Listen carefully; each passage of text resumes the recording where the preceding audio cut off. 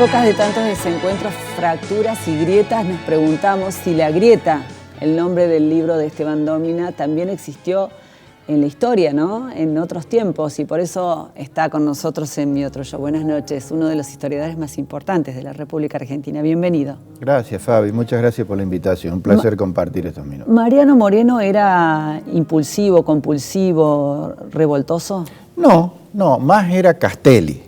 Juan José Castelli era el más sanguíneo, digamos, de esa primera junta, del núcleo duro, porque Moreno era el jacobino de la primera junta. ¿Y ellos eran parte de esa grieta histórica? Total, a los 5 minutos que se armó la primera junta, en 1810, y nace la patria, ya teníamos la primera grieta. Como son hombres de bronce, ¿podemos traerlos desde la historia a la actualidad y decir, bueno, tienen los mismos virtudes y los mismos defectos que los hombres actuales? ¿Eran hombres comunes? Qué bueno lo que estás planteando, porque lamentablemente durante mucho tiempo el relato oficial, el relato escolar, los presenta así, como hombres y mujeres de bronce, todo virtud, ningún defecto, casi inalcanzables, entonces no operan como modelos de conducta, cuando fueron personas como nosotros. Por eso te digo, si vos hubieses sido la nata de esa época, hubieses hablado que Castelli estaba de un lado y Moreno estaba del otro en la primera gran grieta histórica. Claro, es que había que reportarla como tal porque era lo que explicaba la realidad de ese momento, que siempre se desenvolvían de modo no pacífico. Lamentablemente Moreno a los pocos meses salió de escena, se lo tiene como el hombre de mayo, por decir, y estuvo en vidriera apenas unos pocos meses, porque el 4 de marzo de 1811 muere en alta mar.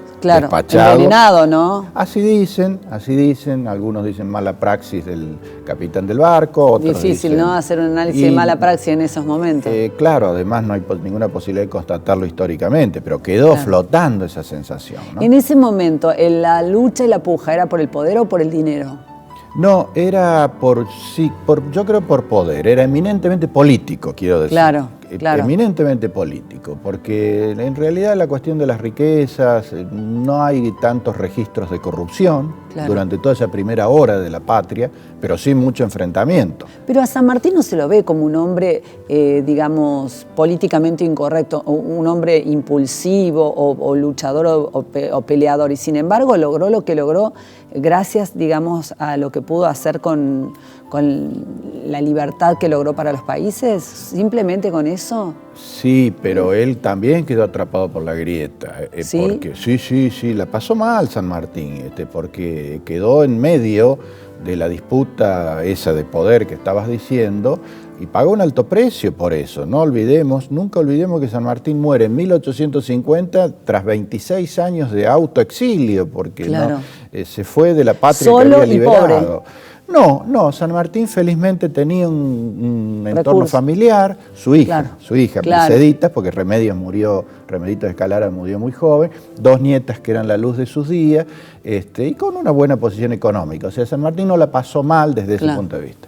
El que sí murió solo y pobre es Belgrano, ¿no? Bueno, ese sí. Dicen que entregó su reloj. El reloj de oro al médico porque él no quería dejar deuda. Ese es un grande, todos, los tres, ese es el trípode de la patria, ¿no? Pero Belgrano, yo digo que tuvo una muerte triste, solitario y final, como decía el gordo Soriano, porque de haber tenido todo para ser un ganador en la vida, terminó del peor modo. Claro. Felizmente hoy recuperada su memoria, ¿no? Le gustaban mucho las mujeres a San Martín, ¿no?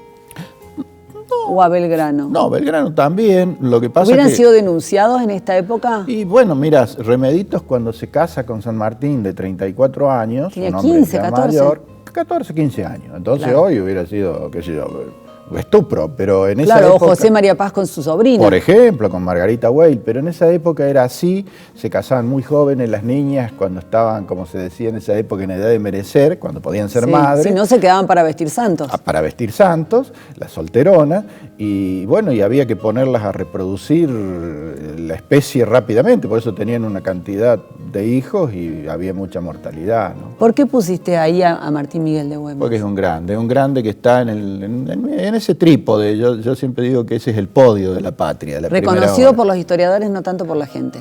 Empezó a ser rescatado como mérito al protagonismo que tuvo, porque la historia oficial, como tenía ese perfil de caudillo, medio lo ninguneó. Claro, digamos, no le se gustaba. quedó en el regionalismo, pero desde Salta pero es como tuvo que... un rol fundamental, Claro. Fabi, porque mientras San Martín llevaba adelante su campaña continental con el ejército de los Andes, Belgrano estaba al frente del ejército del norte, o sea, los ejércitos regulares, Güemes, con sus gauchos, con sus valerosos gauchos, cuidaba, atajaba la frontera, atajaba las invasiones del Alto Perú, donde pisaba fuerte el español, que se venían, así que sin él todo lo otro no se hubiera podido hacer. ¿Juana Zurduy fue la primer gran feminista?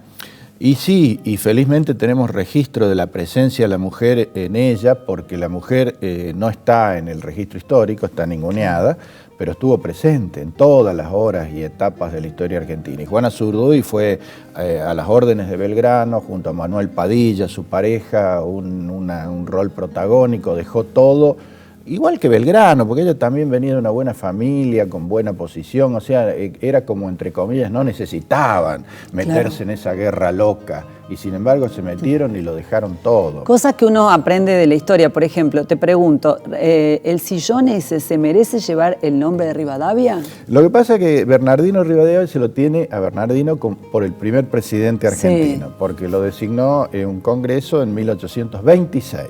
Entonces él asume con ese rótulo y dicen que como no había muebles en lo que era en ese momento la sede del gobierno, el fuerte de Buenos Aires, donde hoy está la casa de gobierno, don Bernardino llevó los muebles de su casa, entre ellos el sillón. Obviamente cuando concluyó su mandato, porque duró muy poco, lo destituyeron, se habrá llevado su sillón, pero quedó eso del sillón de Rivadavia. Obviamente no existe como tal, físicamente, en la Casa Rosada, ¿no? Rosas, no eran todas Rosas en la vida de Rosas, ¿no era un hombre parecido a un Maduro, a un Chávez?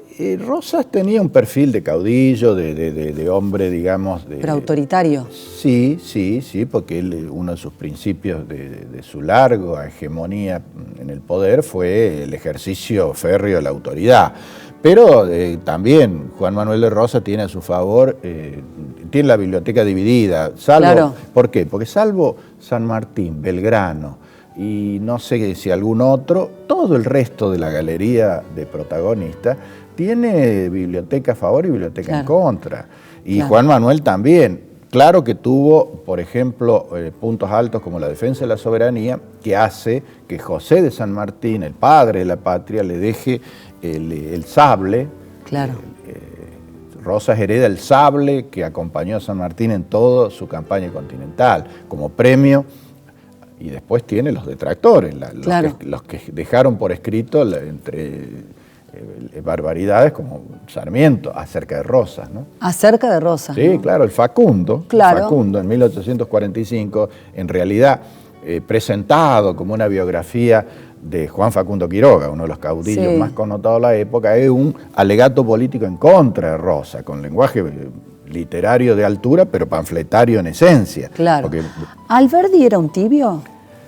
Alberdi sí era un intelectual, una cabeza fuerte. Alberdi es el padre de la Constitución de 1853, tucumano, un hombre de bajo perfil en lo que hace al protagonismo político. ¿Un Ilia? Es difícil establecer paralelos porque era correcto, ¿no? Ejerció sí, un hombre muy correcto, muy alineado con el pensamiento federal.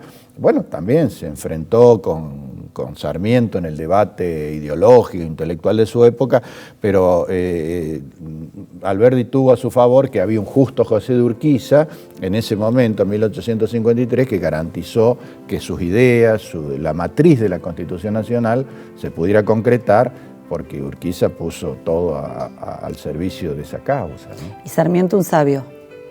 Sarmiento un genio, pero es el que más divide las aguas en cuanto a la opinión, porque si bien están aquellos que lo endiosan con justa razón, digamos, en cuanto al mayor mérito de Sarmiento, el trabajo en la educación. Claro, es el padre de la educación pública argentina, es el que tenía una cabeza abierta a la idea de que los pueblos son realmente libres cuando tienen a la posibilidad de ser educados. Ahí te das cuenta que nació así, vino con eso, con ese chip, ¿no? Porque sí. Junto a ese ranchito... Claro, y él era un autodidacta, Fabi, nunca asistió a ninguna escuela, ninguna universidad, ni nada, se formó... Qué increíble, sí, ¿no? Tantas cosas que hizo. Por eso digo que hay que reconocerle esa genialidad y un rasgo que ahí vos lo presentás muy bien en la placa, que lo distingue del resto de la época, porque era un momento muy masculino, muy machista de la historia, la mujer estaba completamente excluida, y él, lejos de ser un machirulo como todo el resto, tuvo una actitud muy abierta, y ahí tenemos a Juana Manso, a la cual hay que rendirle también un gran homenaje, que fue la principal colaboradora de Sarmiento en esta enorme faena de echar las bases de la educación pública. Bueno, ¿y cuántas mujeres trajo de afuera? Maestras, las maestras, ¿no? que se armó un lío acá, porque la iglesia... ¿Eran inglesas o norteamericanas? Claro, porque eran anglicanas, venían de Estados Unidos, las gringas que trajo Sarmiento a inventar la escuela, porque Sarmiento inventó la educación, pero no había escuela, entonces había que traer maestros para fabricar maestros, las famosas escuelas normales. Claro, el Julio Argentino Roca que conocemos... ¿Es el que necesitamos, el que necesitó alguna parte de la historia para hacer el trabajo sucio? Porque no lo queremos reconocer, pero muchos no querían a los indios. No, en esa época, por eso siempre decimos contigo, Fabi, que es un error juzgar a los protagonistas del pasado, de otro tiempo, fuera del contexto de época, del contexto cultural. Entonces Roca hoy tiene una fuerte denuncia por su actitud frente a los pueblos originarios. Podría ser el Donald Trump de aquel momento, claro, ¿no? Todo el que no era de acá, o el que invadía, o el que consideraba que no tenía que ocupar esas tierras, lo sacaba. Lo sacaba a punta de lanza. Liberó todo ese territorio, liberó entre comillas, naturalmente, que se lo llama desierto, que no era desierto, son las tierras más fértiles de la Argentina, todo lo que es la provincia de Buenos Aires, y después la repartió entre sus amigos.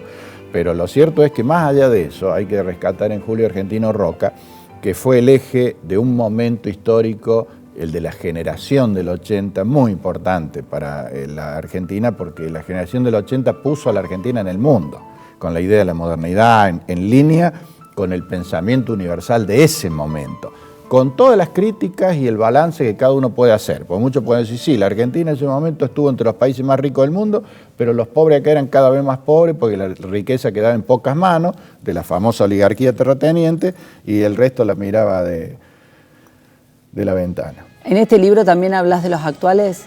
Sí, llegamos casi hasta el momento actual, porque la grieta es el hilo conductor. Yo lo voy siguiendo y poniendo el zoom en cada época y viendo quiénes son los protagonistas y aparece. Tras la pausa vamos a hablar de esa grieta, la actual. ¿Cómo no?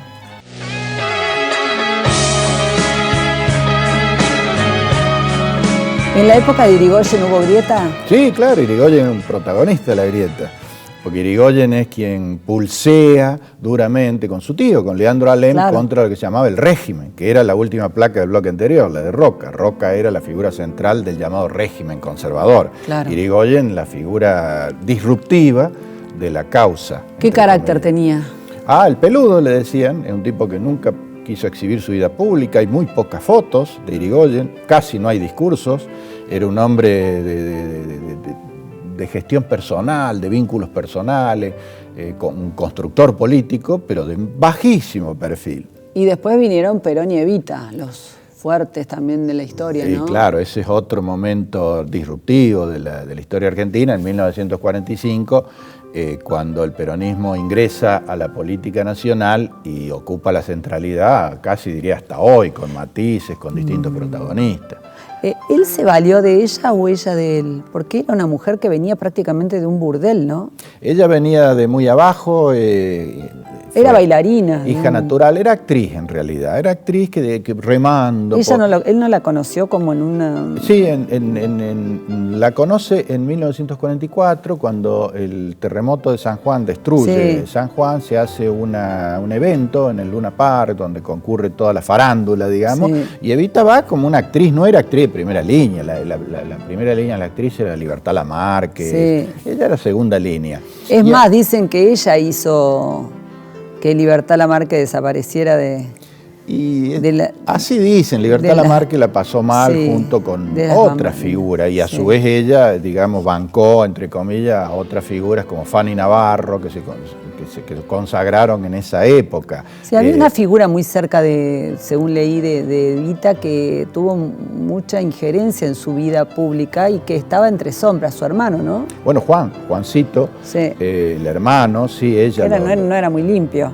Bueno, el poder, las luces del poder encandilan. Juancito era el secretario privado de Perón, que era un tipo...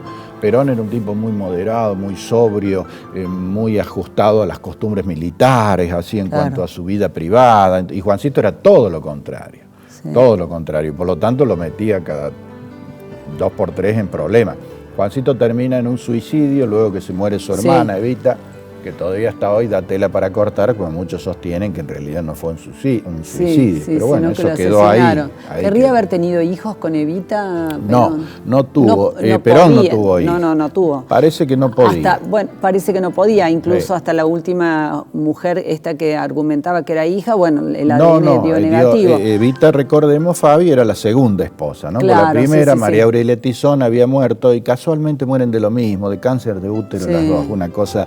Y después viene María Estela Martínez, que es la que lo acompaña en la vicepresidencia y queda como presidenta, la llamada Isabelita, que es la tercera.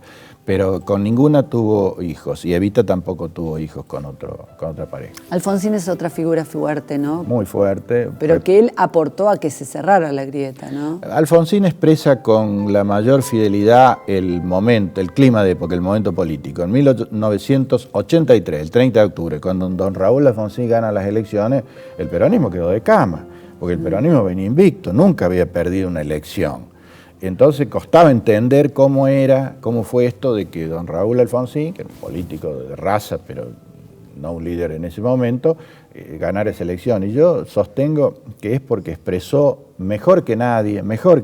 Y lo ganaba con sus discursos, ¿te acordás lo que eran esos discursos? Discursos que eran muy, ¿cómo diría?, simbólicos, porque él recitaba el preámbulo, ¿te acuerdas? Se subía a esos palcos rodeado de miles, cientos de miles de personas, porque ese momento, esa primavera democrática fue fantástica, la gente estaba muy movilizada. Discursos que los volví a sentir en la actualidad, de alguna manera, por Angelós, y a veces escucho a Negri y siento ese tono... Sí, Mario imita, en el buen sentido, ¿viste? En el buen sentido, ni siquiera trata de emular eso. Sí, el Pocho tenía un tono más retórico, pero Alfonsín llegaba muy ¿Cómo pudo ser que hayamos votado a Alfonsín y luego hayamos tenido de presidente a Menem?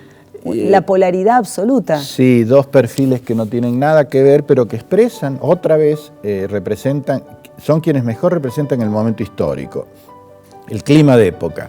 Carlos Menem llega en un momento donde el fracaso económico había hecho variar el paradigma del 83. El paradigma del 83 fue la expectativa de la libertad, la ilusión del Estado de Derecho, de los derechos humanos, de las instituciones, de la República, pero todo eso quedó de algún modo empañado porque la gestión económica Alfonsín fracasa, termina, ¿te acordás?, en la hiper de 1989. A Carlos Menem lo eligen por voto el 14 de mayo. Sí, pero era un seductor y un frívolo. Sí, pero tiene don Carlos un carisma enorme. Ahí se explica, porque yo pertenecí en esa época a la Renovación peronista, que él pertenecía, pero no era la figura, acordate de la Renovación, es don Antonio Cafiero. Sí. Era un perfil totalmente distinto. Entonces ellos fueron a la interna, Menem Cafiero. Sí, nos planchó. Sí. Con todos los laureles y todo el 9 de julio, me acuerdo. Claro, sí, yo el lo estuve cubriendo. Del 88, en la famosa interna que no hubo más ninguna de esas características, y después uno, cuando lo conoció más profundamente a Menem, entendió por qué. Tiene una llegada, tenía una empatía con la gente. Yo tengo una anécdota espectacular, que pocas veces la he contado. Ese 9 de julio yo estaba en La Rioja. En el 88. Y se entera él que nosotros con nuestro camarógrafo habíamos montado casi una carpita 9 de julio en La Rioja, un frío de morirse, y casi una carpita, como siempre Fabianita quería conseguir la nota. Y él se enteró a las 11 de la noche que nosotros estábamos con esa carpita para que esperar al otro día enfrente de Casa de Gobierno para que él nos diera la nota. y nos hizo entrar. Sí, era así. Es un hombre muy cálido, muy cálido, muy llegador.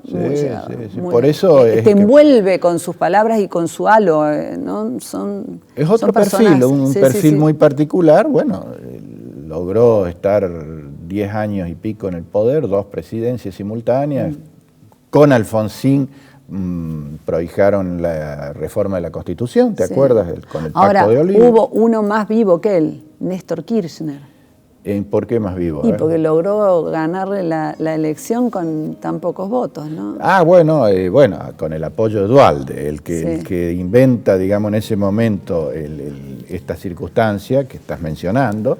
Es en el 2003. Para no ir a la segunda vuelta. Eduardo Duhalde, claro, y para oponerle a alguien a Menem, porque era muy difícil encontrar en ese momento a alguien capaz de ganarle una elección a Carlos Menem. Entonces Néstor Kirchner, con todo respeto lo digo, fue una buena elección de Duhalde en el sentido de que era un momento muy controvertido, la gente estaba muy enojada con la política, era el que se vayan todos, estaba fresca la crisis del 2001, y Néstor, que era el gobernador de Santa Cruz, era el menos conocido de todos. Entonces eso le jugó a favor. Se lo debe haber creído, ¿no? Él tenía una fuerte voluntad de poder. Él estaba convencido que tarde o temprano sería presidente. Sí, porque ya había hecho mucho en Santa Cruz. Totalmente, y estaba convencido que él iba a ser presidente. Sí. Para llegar a esos niveles hay que tener esa voluntad, esa convicción, porque si no, no se llega, si no, uno se queda en el camino. Y Néstor la tenía. Y bueno, le fue bien porque fue un momento en que se encauzó la economía argentina y eso hizo posible que lo heredara o lo sucediera Cristina, que también... ¿Néstor y Cristina son lo mismo? No, yo los conocí a ambos, creo que no, que son personalidades totalmente diferentes. Y de eso quedó plasmado, creo yo, en sus gestiones. Sí. Creo que la gestión y el modo y el estilo de Néstor no es el mismo de Cristina. ¿Y Macri es un mal presidente o es un presidente para otro tipo de país? Qué buena pregunta. Yo creo que Macri estaba, porque muchos dicen, bueno, pero fue intendente o jefe de gobierno, perdón, de la ciudad de Buenos Aires. Yo les digo, pero eso no es un antecedente válido que necesariamente capacita a un presidente. Porque la ciudad de Buenos Aires es Disneylandia, Fabi, ahí no te puede ir mal. Claro, pero a un argentino, ¿le tenés que dar obras o le tenés que dar bolsones? No, yo creo que Macri fracasa en el diagnóstico. Te lo pregunto como peronista histórico. Sí, no, ni una cosa ni la otra. Yo creo que lo que hay que lograr, que hasta aquí me parece que sigue siendo una asignatura pendiente, es integrar lo que es todo el funcionamiento institucional, la República, el Estado de Derecho, las garantías individuales, la libertad de expresión, todas las libertades, con la igualdad, la justicia social, el combate a la pobreza. No la podemos naturalizar a la pobreza. Pero no lo sabe dirigir, porque Lilita Carrió es la que propuso la asignación universal por hijo. Las asignaciones que se están dando son históricamente de cifras siderales y sin embargo no logra llegar. No logra la figura. ¿Crees que la figura física tiene mucho que ver y el antecedente, esto de que dicen, bueno, Macri nunca pasó hambre? ¿Es importante que pueda trasuntar la imagen del político eso en el votante? Sí, creo que los perfiles personales cada vez más en esta sociedad mediatizada, donde reina la imagen, son cada vez más importantes. Yo creo que Macri confió, sobre todo, digamos, para venirnos rápidamente a la actualidad, en que mantenía la adhesión de ese espacio de la sociedad importante, prácticamente la mitad, que lo apoyó en 2015, que le permitió en 2015 llegar a la presidencia. Sin tener en cuenta, por eso digo que erró el diagnóstico, de que sus políticas no favorecieron a ese espacio, porque buena parte de ese espacio, que es la clase media, la pasó muy mal y la pasa muy mal, y perdió ese apoyo. Por eso el resultado de las PASO, de las famosas PASO, si bien sorprendieron por el tamaño de la diferencia, no debieron sorprender porque es el resultado de una gestión que no acertó, que fracasó en consolidar esa... Y la última que te voy a preguntar y te la vas a tener que jugar. ¿Fernández es Cristina?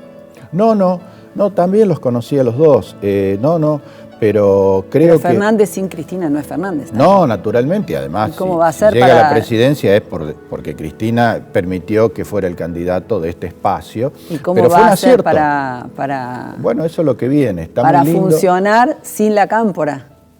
bueno, no hay que hacernos fantasmas. ¿Y cómo hacerlo con la cámpora? ¿Qué creo, Fabi?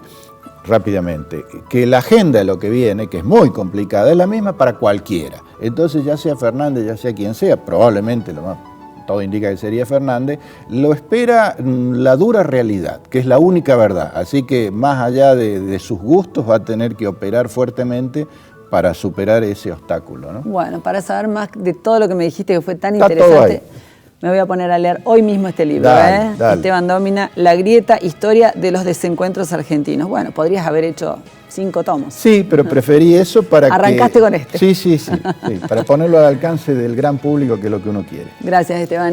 Gracias, como siempre, un gusto estar y hablar y disfrutar de tu compañía. Muchas gracias.